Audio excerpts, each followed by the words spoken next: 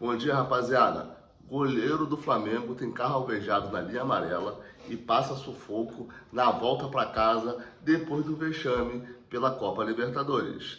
Galera. Isso e muito mais aqui agora no canal, bem posicionado. Não esquece de fortalecer aquele like, porque ajuda muito o nosso trabalho, galera. Isso mesmo. O carro do goleiro Agostinho Rossi foi alvejado na linha amarela, na volta para casa, depois que todo mundo chegou no aeroporto, né? Normalmente eles vão de ônibus para o aeroporto, mas depois dos jogos, cada um pega o seu carro e vai para sua casa. Normalmente um colega, um parente, acaba indo no aeroporto buscar, e foi isso que aconteceu. Simplesmente, na linha amarela, passaram um baita susto e 4 tiros atingiram o carro do goleiro do Brasil, do goleiro do Flamengo. Tem noção, gente? Que sufoco. Para sorte do goleiro, o carro era blindado, é blindado, e ninguém se feriu. Mas é um baita susto, né, gente? Já imaginou? Você tá dentro do carro, numa boa, de repente, não um, mas 4 tiros são direcionados na sua direção. A diretoria do Flamengo já emitiu nota dizendo que tá tudo muito bem e que só passou de um susto. Mas, cara, é tenso, hein? É tenso. O Rio de Janeiro precisa cuidar das suas pessoas. Meu galera. Pensa só. Boa parte dessa galera que estava ali ao lado da gente no Rossi não tem carro blindado. Então, assim como ele tem um privilégio, né? A gente sabe que a profissão de jogador de futebol paga-se muito bem, então ele tinha total condições de ter um carro blindado. Mas as outras pessoas que estavam ali e não tem carro blindado. Então, assim, uma vida não tem preço, mas nem todo mundo tem as condições de ter um carro blindado. Então, alô poder público, dá uma olhada nisso aí. Não dá pra ficar tomando tiro aí na linha amarela assim, à torta direita.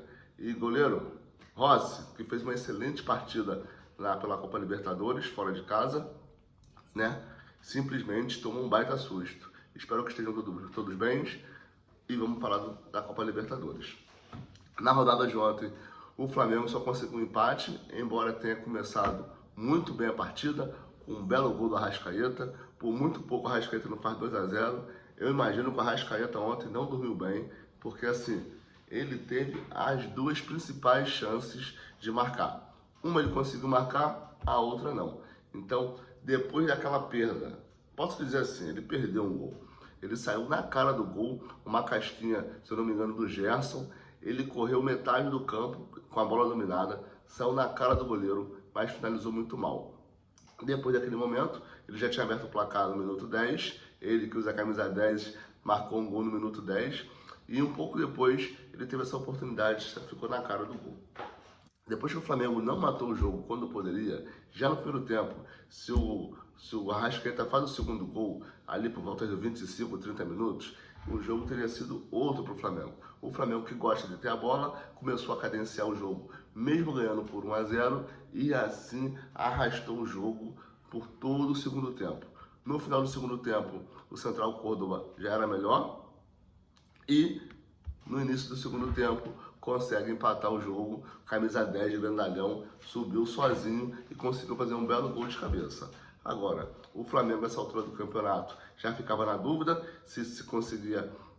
se colocaria, né, a correr risco para virar a partida, ou se preferia trazer esse um pontinho para casa. A gente sabe que o gramado não estava dos melhores, no meu ponto de vista estava muito fofo, então era nítido que a bola não tinha velocidade, mas tecnicamente foi um jogo muito complicado para o Flamengo. O Wesley não conseguia dominar bolas simples, os volantes não conseguiam trocar passes, o Pedro, aí eu acho que tem um pouquinho da culpa do Felipe Luiz, porque as condições do gramado não eram favoráveis para o Pedro. A gente sabe da qualidade do Pedro, mas está voltando de lesão. Um gramado que deixou todo mundo lento. O Pedro, que já é um pouco mais lento do que os outros atacantes, ficou ainda mais lento. Mesmo fazendo seus movimentos em campo, não teve nenhuma oportunidade de finalização.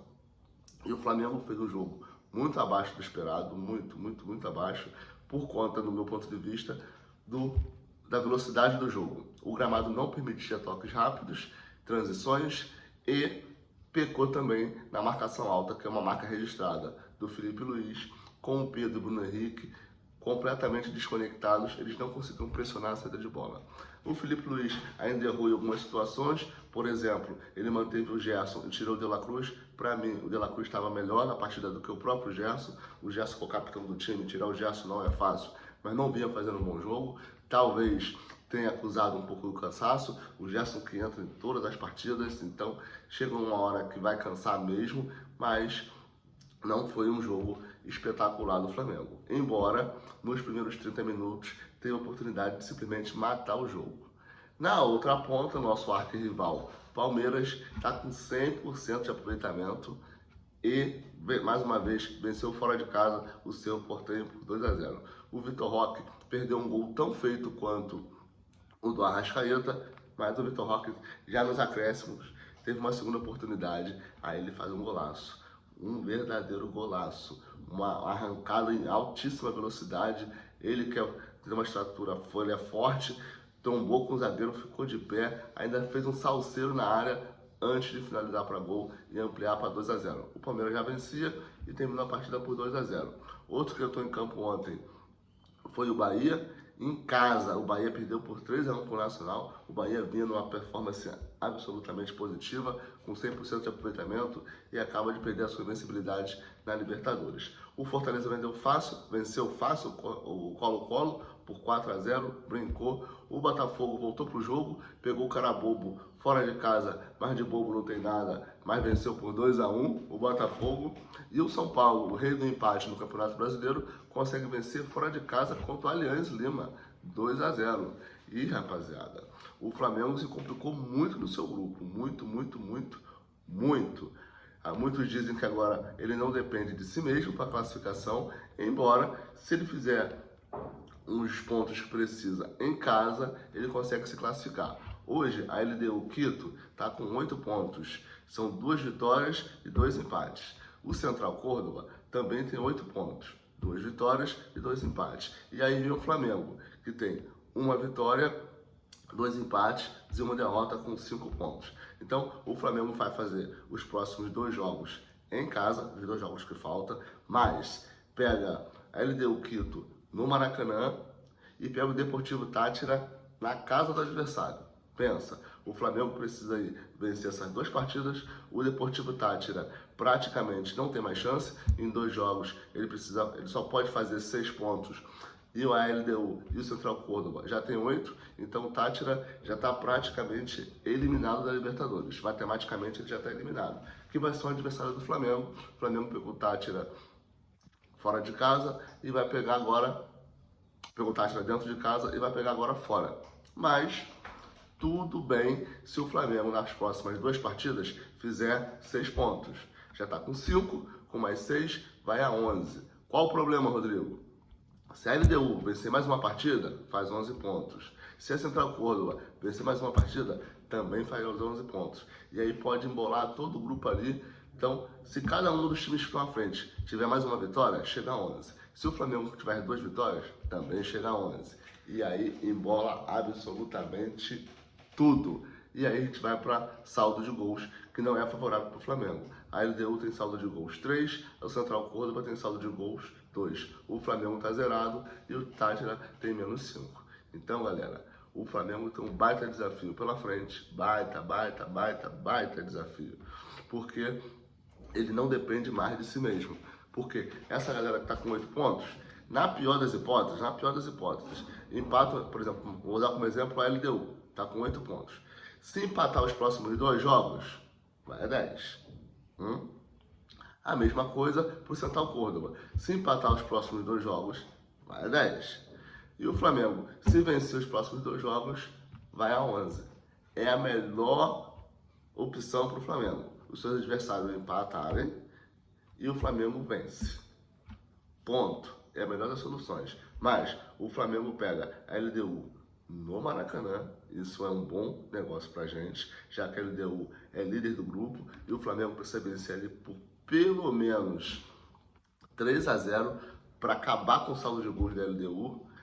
E corrigindo, o Deportivo Táchira também é no Maracanã. O Flamengo venceu o Táchira fora e vai pegar o Táchira no Maracanã. Então, Se o Flamengo tem alguma vantagem até o momento, é de fazer os últimos 2 jogos em casa. Então, assim, alô nação rubro-negra, alô torcida do Mengão, vamos com tudo, vamos pra cima nesse Maracanã. Porque o primeiro jogo não foi bom pra gente, a gente perdeu pro Central Córdoba. Os próximos 2 jogos é no Maracanã. O Flamengo tem tudo para chegar a 11 pontos.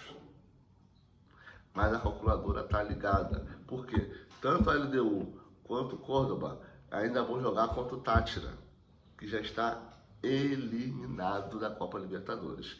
E aí, quando a LDU for encarar o Córdoba, pode haver um jogo de comadres, um pontinho para cada um. E aí que o Flamengo se lasca.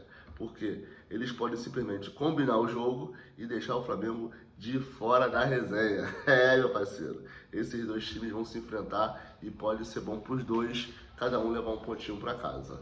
Espero que dê tudo certo pro Flamengo. O que eu já sei é que vai ter emoção até a última partida e vai ter drama. Enquanto isso, nosso arquirrival Palmeiras tem 100% de aproveitamento e nada de braçada nessa Libertadores. Lembrando que não importa como é a trajetória, o que importa é a final. A gente vê aí a Copa Champions League, o Barcelona vem atropelando todo mundo pelo caminho, né? O próprio Arsenal fez jogos espetaculares, inclusive contra o Real Madrid, e nenhum dos 2 estão na final da Champions League. A Internacional está lá e o PSG, o modesto PSG, com o Dembélé comandando a galera, simplesmente está na final. Mas isso é assunto para o próximo vídeo. Tamo junto, não esquece seu like e aquele abraço aqui. Saudações rubro-negras.